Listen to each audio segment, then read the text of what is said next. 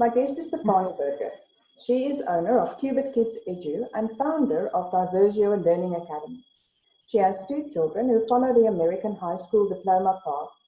Stephané is known and respected as a curriculum consultant with a special interest in following an eclectic approach in high school. Now, Stephané, I have only one child, and I've often wondered, how do you manage with two children and of different ages? How do you give each child the necessary attention? Well, I think when you've got older children, it's easier to manage it.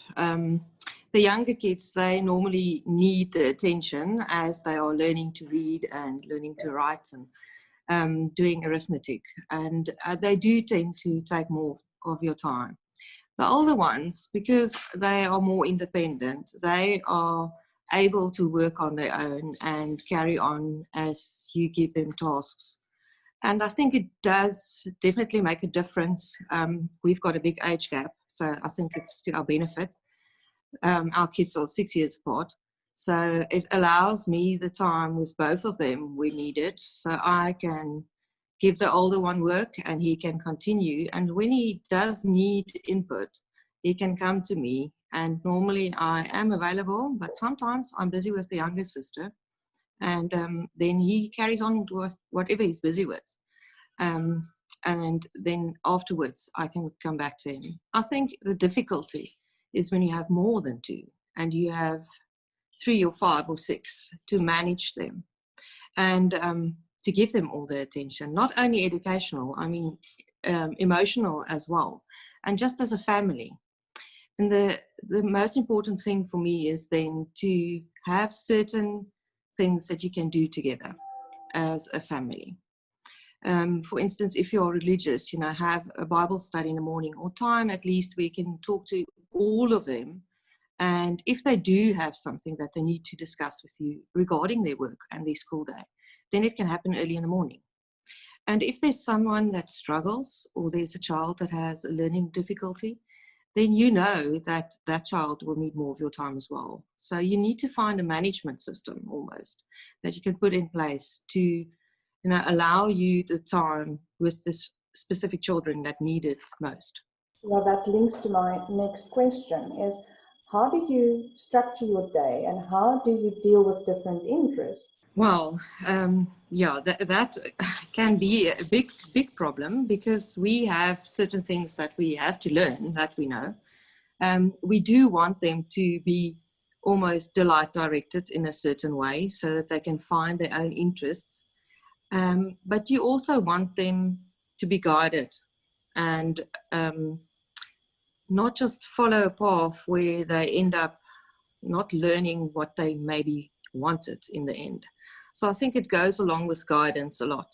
And with ours specifically, we are following the American High School Diploma, as you said. So for instance, we have certain requirements that our high schooler needs to meet by the end of grade 12. And following that plan, we have put together an educational plan for the high school years. And what I've done is I've incorporated my youngest one's plan into that, so that when we do history or geography or something like that, then maybe we can do some things together, whether it is cooking a meal together that is applicable to the country, or whether it is reading books together. But I think if you have lots of children and various ages, the influence maybe from the older children will also come into play, and they might influence your younger ones and pull them into an activity where it's maybe the eldest have an interest in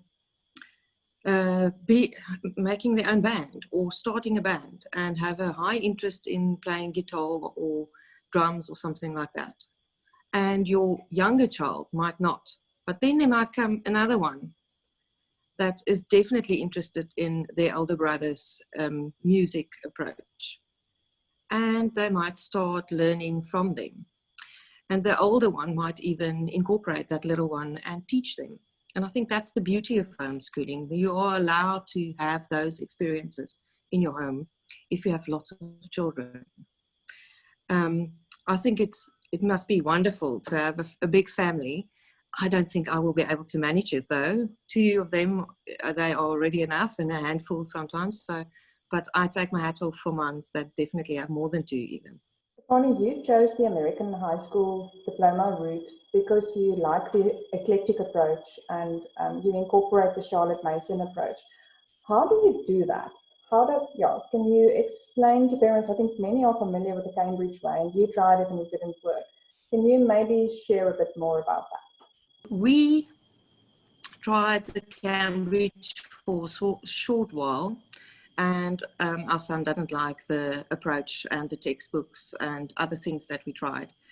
And our minds were made up quite early on about the American high school diploma after lots of research. And the fact that they allow you to do so many different subjects, for instance, as electives. So you have core subjects, and then you have to choose electives. And these electives are normally the ones that guide you towards what path you want to follow career-wise. But for a child that doesn't normally know what they want when they are 14 or 15 even, to do when they are older, it leaves the floor open to incorporate so many things that interest them at that stage and perhaps can become a career. So incorporating Charlotte Mason and a living books lifestyle into that is actually quite easy. If you use certain American curriculum, or if you use South African curriculum, there's even some of our sources here that allow you to make use of living books in such a way that you can still do the American high school diploma and meet the required credits. And that's the important thing, is they want to see, if it's a core subject for high school learner, 180 hours of study towards that subject. If it is an elective, then it depends on whether it's a semester course or whether it's a year course. Then you will end up having maybe 60 to 80 hours for a semester and 120 to 150 hours for a year course. And if you take an hour base into consideration, it leaves you time for that Charlotte Mason approach, where it's a living lifestyle, where you read books and they do handicrafts and they do nature study and they explore other interests that comes along. But in Charlotte Mason, there's so many different subjects, and those subjects can all be incorporated into the American high school diploma. So if you are truly a purist at heart, a Charlotte Mason purist, then, and there's many Americans that do it that way, they still do graduate their children with an American high school diploma. And I think it's the freedom of having that as a choice that has led us to that path. You have an older son and a younger daughter. How true is the statement that you can reuse your resources? So is it cheaper to homeschool 2 kids? Oh, I don't know if it's cheaper necessarily, but it's definitely something that you can do, yes. I think if you have lots of children, it's even worth it more. But in our case, for instance, where we've got only 2, we've got 2 very different children. And that is the problem, that if you have 2 very different children with very different interests, for instance, and learning methods, then you might struggle reusing it. And I find sometimes that people tend to these days go to the digital option, also because it makes it a little bit cheaper. Sometimes they are cheaper than the actual product, and it makes it reusable if you have lots of kids or even more than one. But I have to say, in our experience, we have come to the party later on with our homeschool route. So we started when our oldest was in grade 7. And we had to buy curriculum from scratch. And whatever he used then, we might use for our youngest. It depends. I do not know. She is only going into grade 5 next year. So I still have another 2 years to see whether she's going to use it. But the thing is, if you use the American system, then, as I said, you have those core subjects. So normally you're able to reuse it because you are redoing subjects with your younger children that you maybe did with your eldest. I think an easy way to make it work, if the specific curriculum might not be working for the child, is to do a rabbit trail, like what we homeschoolers do. We tend to go on those rabbit trails and use the curriculum as a base, as a spine, but it shouldn't be your boss. It should not lead to tears or frustration at all. And if that's the case, then I would rather get rid of it, sell it, maybe exchange it with a friend that's also a homeschooler that has something else that you can borrow from them.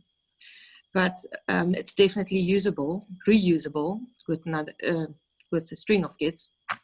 But I think it depends on interests mostly. As you mentioned, fortunately, there is quite a big market for second-hand material. You mentioned to me earlier that you use master books. Can you maybe tell us a little bit more about master books? Master books is a Christian American curriculum. They have been in existence for well over 17 years, as far as I can remember. But it's only most recently, I would say the last 7 years, that they have made a name for themselves in America as almost a Charlotte Mason inspired type of curriculum, because they do not use standard textbooks like others like Abeka and BJU Press and those companies. They use what we call a living book. And it's almost like you would find a DK book off the shelf. It looks like those type of books for science, for instance. And that is what is so intriguing, is that the children use, I almost want to say, a real life book, not a textbook, a real life book that you can take from the shelf, and they explore and they learn from that. And it's not a specific thing that you would find in a school setup, for instance. It is Christian based, as I said, so they do teach from a creation viewpoint. And the other thing that is so nice about it is that it normally comes with what they call a teacher guide. And this is also not your typical teacher guide. We are used to teacher guides that are very thick. And if you think about our CAPS curriculum, for instance, that's written for teachers specifically, these are written towards a parent. It's specifically a homeschool curriculum. And it provides a schedule for you for a year, or how long ever the course is, whether it's a year or a semester. Already it's there. You don't even need to go and plan anything. So it takes off a lot of load and stress from the mum or the dad, whoever is homeschooling. And then it has questions and answers, and it's got the answer keys and quizzes and everything in the teacher guide normally. So it normally works as a pack of books that you will buy, and they have everything from languages to maths and science and history. As I said, they are American based, so their history is, they have world history, but they do have a lot more American history as well. And it is unfortunately not completely available in SA. So on our journey, I found a couple of books that we introduced to our son, which I didn't realize in the beginning is actually master books. And then upon turning the book around and looking at the back page, I realized, okay, this is actually a publishing company. And I researched them and I found that they have this massive amount of curriculum available. So I started my trail on finding a supplier in South Africa, which I wasn't able to do. And I basically contacted them and asked them if they know if anybody bring it in. And they have said to me that CUM does bring it in. At that stage, I contacted CUM, but they weren't able to supply me the specific ones we are looking for, or we were looking for. So, and that is how everything started with master books and importing them as well. Basically, we just use them for whatever the children are interested. We don't use them as a whole. We use various different curriculum, and that is also where the eclectic side comes from. We pull from different resources, the ones that works best for the child. Why did you decide, or how did you decide on going the eclectic route? Well, back in the days when our children were still in school, I actually wanted our son to be a homeschooler. But because of the pressures of life and family and all around. We didn't homeschool back then. But at the beginning, my first thought was, it's so easy to homeschool. We can just use the textbook they use in school. And when we started homeschooling, we initially pulled them out and we tried to utilize the school books, and it was just not working. But it was also during the period that I started doing research, and I found all these wonderful methods and curriculum available. So I think it depended on our son the most at that stage, the fact that he wanted to either go the Cambridge route or the American high school route. And that is what we based our curriculum on. But from that, it led me on a path of discovery of all these amazing resources and other people and other homeschoolers that create their own. And that way, I just started to pull from whatever subjects we were focusing on. I would pull resources in what I thought will interest them at that stage. As we were newbies, we didn't have a lot of guidance in that. So we had to find our feet and, find what they like and what worked for them. And we learned a great deal, I have to say that way, because we had to find out specifically what is working for the younger one and what is working for the eldest. And once again, maybe some of the curriculum might not be able to be reused because they differ in their approaches of learning. So it's easier for me as well to do the eclectic route because our son specifically does not like to redo the same curriculum next year. So for instance, if it is a curriculum like Master Books that has a language program that follow on each year, year after year, he gets bored. He wants it to be ramped up and he wants a challenge. And to find something different then is obviously the answer. And that also lies in the basics of eclectic approach, is that you find what works. How do you manage sibling rivalry? As we discussed earlier, I think it is definitely one of the plus points of homeschooling is the fact that we have a finger on our children and they're close by. Where if they're in school, you have all that attitude and those pressures coming home as well. And in home, when they homeschooling, we have them around us. So the influence that we have on them, and I would say almost the role model that we put out there is very important. But it does happen. We are not, they are not angels because they're homeschooled. It happens. And for us, for instance, we have a 6-year gap. So sometimes, or I would say about a year ago, the two of them just didn't, they didn't meet at all. They would have, I would want to say, silent fights where they didn't speak to each other, or they will nap at each other, and we will discuss it with them. And we will highlight the fact that do you want to be treated that way? And immediately the response is no. So just taking it back a step and dealing them the card that if you want to be treated that way, then you need to treat somebody else the same way as you want to be treated. And that definitely helps a lot with dealing with those situations. But we have the rivalry as well on other levels, where, for instance, the one is sporty and the other one recently discovered her sports sense. And now all of a sudden she's developing in the sports star, and the brother is feeling, but now I need to get somewhere as well. So they tend to have a little struggles about that as well. And I think it's good. It's not that it's competition, but they almost grind at each other and build character. But I think we need to allow it to a certain extent and then step in when you feel as a parent it's now taking the wrong turn, and guide them back towards, I want to say, the light almost, but help them to see what is correct and how do they need to treat each other with respect, always. Yeah, I think parents new to home education might have the idea that kids will get along well and it's all sound of music. So they need not be despondent that their kids are not getting along. No, definitely not. Definitely, it happens. It happens. I mean, that they get along so well, and then all of a sudden they don't. And I think we need to not be stressed about the fact that when that happens, what is wrong, you know.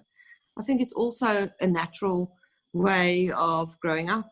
I mean, they're getting older. For instance, our oldest is 16 and a half and the youngest is 10 and a half. So both of them is now teenagers. The youngest is definitely a teenager as well. And the way they develop and the way that they, as I said, as they grind at each other is also important, you know. So yeah, I think it is difficult as parents. It doesn't matter whether we are homeschooling or whether you are new to homeschooling or whether you're thinking of taking them back to school after all this COVID thing has done. You know, it's one of those questions we need to ask ourselves as parents is how do we respond to our children's behavior and whether we're going to let them rule the house or whether we are going to be the role model and rather lead them in a certain way that we want them to respond to certain things in life. Stephané, you've given some valuable information. And thank you that we could go on a rabbit trail with our conversation as well.